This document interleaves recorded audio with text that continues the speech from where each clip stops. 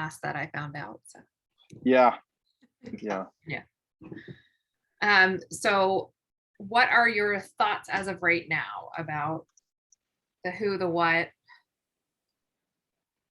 What I have happening so far is an English teacher, 9th and 10th grade English. She has done a reading level pre-assessment at the beginning of the year and a mid-year assessment. The tool is Common Lit, and what it generates is a percentile by grade level. And she also has, and I need to compile all this data to share it with you because she shared some of it with me already. She also has test scores, recent test scores for those kids from English class. And she has that data I have so far. She hasn't, and then she talked about rubric scores from an essay that presumably would be multiple like rubric points, like there might be a separate score for organization, claim, evidence, reasoning, something along those lines. So we're talking about, I have to check with her, but 4 or 5 different rubric scores possibly per kid.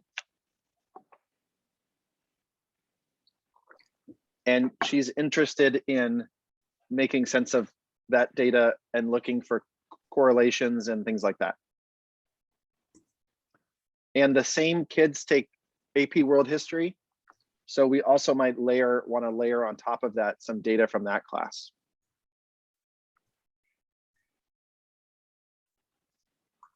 And the premise is that, well, the main question is, what is the impact of reading level on kids' performance in these courses? And we have a lot of presumptions and assumptions and questions around that, you know, of course, including kids' persistence level, their grit. So we have sophomores taking an AP class, and some of them kind of hit a wall and find out that it's a little out of their reach right now. And I think there were some anecdotal observations about possibly the kids who didn't perform well performing worse over time. The kids with lower reading levels, like maybe they're starting to kind of, get frustrated, or anyway, it'd just be nice to visualize all that stuff. So I need to reach out to our AP teacher who's also on our team and look for maybe early assessment data in the year, later assessment data in the year for the same kids.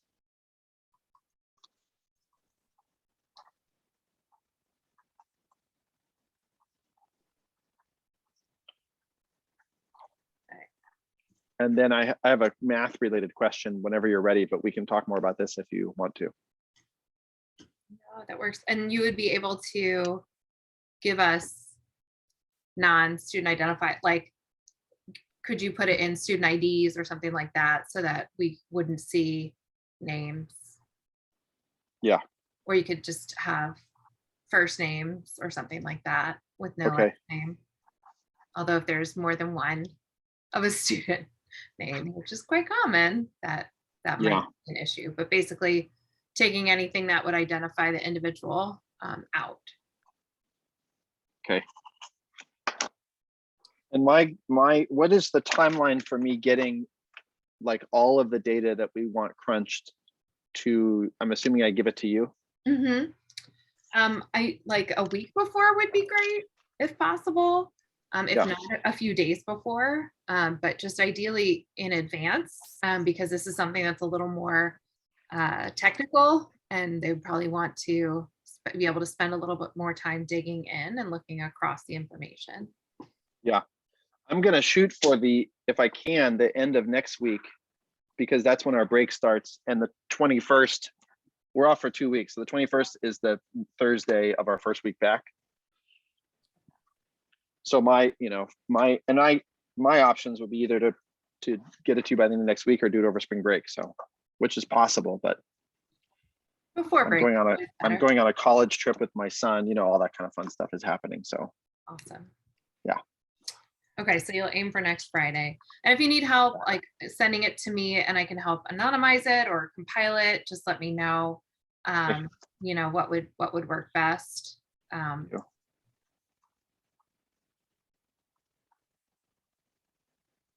Yeah. And we have um, I don't know if you have any opinions. I'm thinking about other data that might be interesting in that cluster kind of cohort of kids. If we, I guess I'll think it over, but I mean, is there any past, maybe an SBAC score or like a part, like the reading portion of SBAC?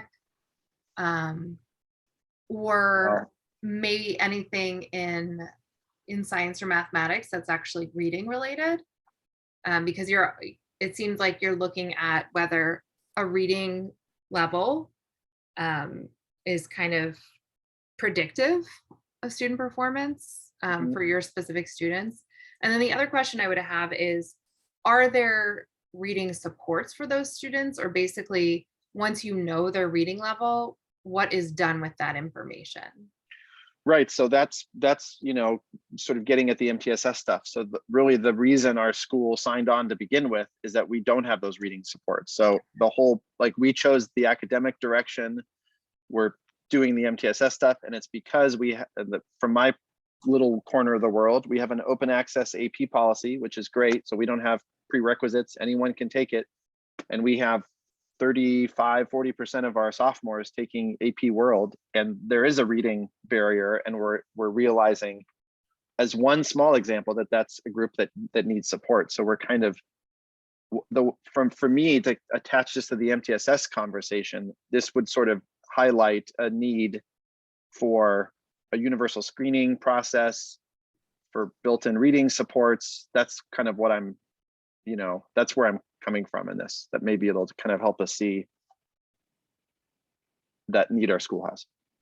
And then related to that, are there any other, maybe it's not specifically a reading support, but are there any other sort of academic interventions, or, are you doing like expanded learning supports or anything like that are academic that might be something that could lead into a reading support or kind of align with that? What we have right now is sort of a voluntary tutorial program that kids, just kind of show up to, and the kids who self-select are not always the ones who need the most intervention. So we need a system where we're assigning that to kids, and it's happening during the school day and all that kind of stuff. So right now it's kind of a voluntary after school sort of a thing. After school. And then one other question, is there like an orientation or any introduction to AP for those students who are new to AP classes? Yes, there is a we kind of, there's a couple things that happen. We put together a little kind of a 2-page introduction to the class. We have the way the system works is students go to a Google form, they click on what they think they're interested in taking next year. This happens fairly early, like in February. And that's one of the challenges, is some of them are only, halfway through the year. And the way our schedule works, kids take either math or science one term and English and social studies the other term, because we're on a kind of a college style quarter system. So some of these kids are in their first month of English class and history class, and they're, asked what they want to take next year. So they click a Google form, and then they meet with their counselor, and the counselor counsels them. And I meet with the counselors to kind of make sure we're on the same page about what the workload is. And this 2-page thing has sample. This is an example of the kind of passage we would read. This is an example of the kinds of questions we answer. This is an example of the kind of multiple essay questions we answer. And they're, they're high level questions, kind of designed to, this is what you're signing up for. But kids are, kind of enthusiastic, and they say, I'm gonna do this. I just was talking to a kid last block, and they said, I didn't realize it was going to be this hard. And I said, really, and that's something I took to heart, but it seems to be, and we tried lots of different things. we have a nice problem here, I guess I would describe it, which is that if anything, kids over challenge themselves with our open access policy, and you can sign up for honors, you can sign up for AP. And so I would much rather have a comprehensive, effective support system and keep this model we have than to scare people away. But I think I have kids who are reading below grade level, maybe two years below grade level, who are in an AP class that's maybe 3 years above grade level. I mean, I think I have kids who are 4 or 5 years away from the reading level of what we're doing. So one thing I've wondered about is how can I create a measurement that would indicate, like, measure the growth of this kid and indicate whether or not it was a good idea for them to be an AP. You know, at a certain point, it seemed, I would argue that you would learn more in a class that was more suited to your current level. And I've, thought over the years, is there a way that we could compare the progress, let's say by reading level, of a kid who signed up for AP versus a kid who was in our college prep program, which is, still a rigorous program? And can we measure the growth?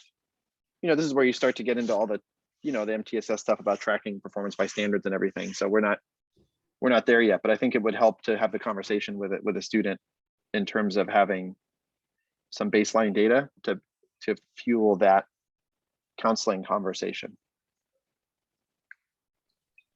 And then are there any, I think we've talked about whether there's common assessments that a student might have taken before they enter the class, the AP class, or in their 9th grade.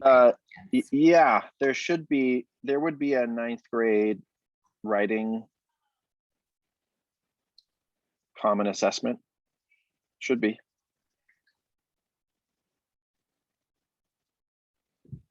Because if there's current 10th grade students whose information you could gather, maybe having that 9th grade writing assessment score, even if there's actual samples or something, like to see if there's any sort of connection.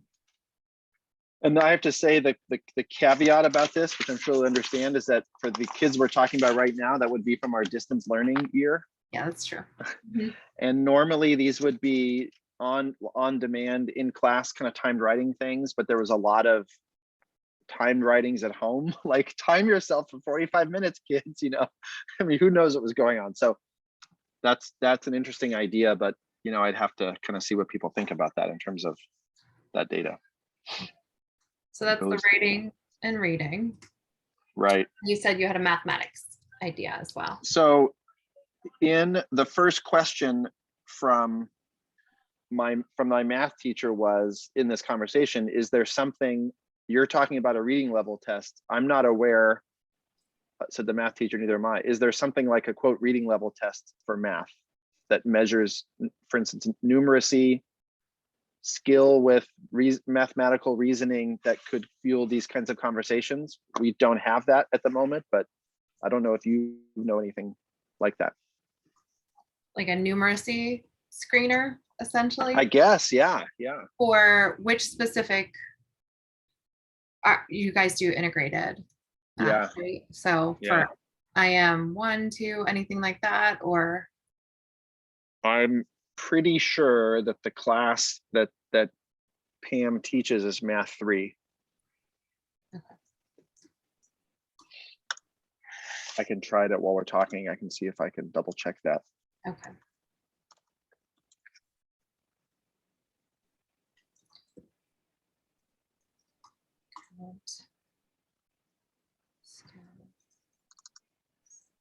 Is there something that is used at the end of IM2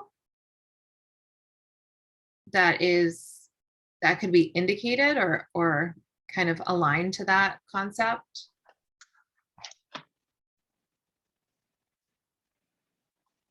I'll have to check.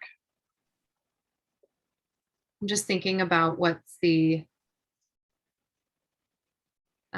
alignment and sort of the, we think a lot about predictability of whether how they did in certain areas or domains within mathematics, like integrated math 2, whether that is a good predictor of their abilities, entering their skills and what their needs are entering IM3. And then does your mathematics department operate like a PLC? Do they have opportunity to debrief and talk about that and look at the data from students prior year to think about what needs they're coming into IM3 with? They definitely operate as a team. I don't think that our school is in the habit of looking at, like, quote, last year's data. Are you familiar? I've been talking to Canvas people about a tool that they've recently adopted, I guess, called Mastery Connect. I've heard of it. Heard of that? I haven't gone in depth yet. So I've had a couple meetings with them, Zoom meetings and whatnot, and essentially it's a different way of doing your assessments, and it starts with standards. So if everybody used it, a Math 3 team could easily look at the performance on whatever standard they want from the kids that are about to get. So the kind of standard data follows the student across courses and across years, and it's presented in mastery levels and whatnot. So that's we have teams that talk a lot with each other. So the Math 3 team meets a lot, but I don't think that it's common for the Math 3 team to have data from the Math 2 last year. I think that's kind of it's almost like a sealed system. Like each team has their own. It would be in someone's grade book. Like the data we're talking about would be in someone's grade book right now, and probably not even as far as being in the grade book. I don't know that our school is generating consistently standards-based data for their assessments, which is why I'm talking to the Mastery Connect people, because what we're going to need to start with is kind of creating that culture so that the data we're using, for all these conversations is standards-based. So my guess is if I went to the Math 2 people, they would probably give me a % on a final exam. That's what I would get. Okay. Another question, do the math teachers use any of the interim assessments by any chance? The SBAC mathematics interim assessments? Not to my knowledge, our school used to use, we used to do for ninth and pre-pandemic, for 9th and 10th graders, we did the what is it, ICE or something like that, or ICA. Yeah. So we did that school-wide, and we're not in a place which we're getting to now to really use that data. So we were kind of doing it as practice for the kids, kind of. So that would be the sort of thing, that we would probably want to revisit. We have done some. We've done some sort of universal screening type things, but without actually using them in the past. Okay. So they kind of go away because people go, well, why are we doing this? It was a lot of time. We spent 2 whole days, whatever, that kind of stuff. So we don't have that right now. It's not formative if you don't do anything with the data. So yeah, exactly. Okay. It was more just getting students familiar with the system than actually having data for the teachers.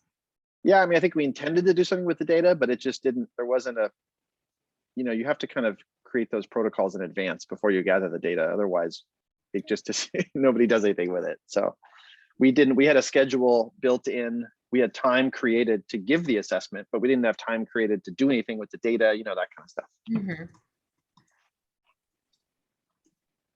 Okay. All right. So those are 2 very good questions. Overall, large scale questions, and I will share their information